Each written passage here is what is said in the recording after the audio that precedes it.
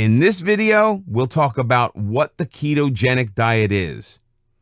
The keto diet is a low carbohydrate diet, but it differs from other low carb diets, such as paleo, in that it deliberately manipulates the ratios of carbs, fats, and protein to change fat into the body's primary source of fuel.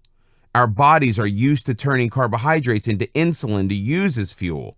That means the extra fat is stored and keeps adding on the pounds.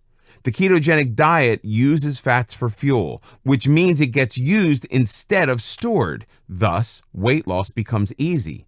In addition to weight loss, the ketogenic diet is known as the healing diet.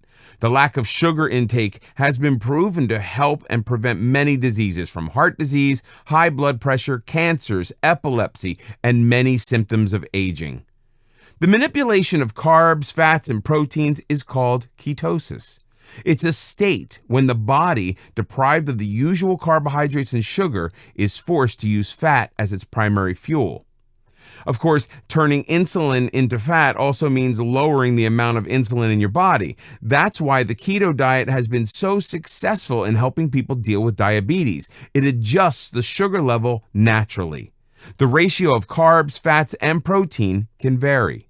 Many people allow themselves up to 50 grams of carbohydrates a day and still lose weight. On a stricter regime, the carb intake can be between 15 and 20 grams daily.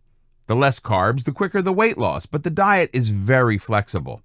On the keto diet, you don't count calories, you count carbohydrates and adjust the intake of carbs versus fat and protein.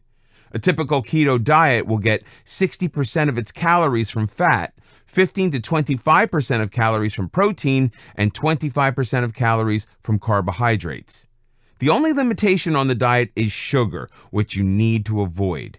The ketogenic diet is not a fad.